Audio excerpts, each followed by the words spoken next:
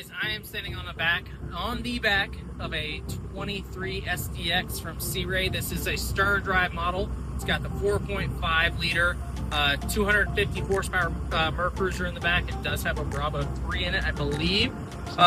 We have SDX on the swim platform back here. Very large sun pad. This does convert. This does fold down, but it's an SDX in a 23 footer. This is a massive boat, y'all. Like, you could move the seat right here, move the seat right here if Hannah's bag wasn't in the way, and you have all this room to just hang out with your friends and family and congregate. We have a single Simrad display right there.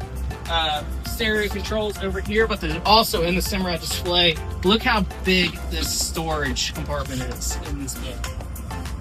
Massive amount of room. Then moving forward to the bow, tons of space up here.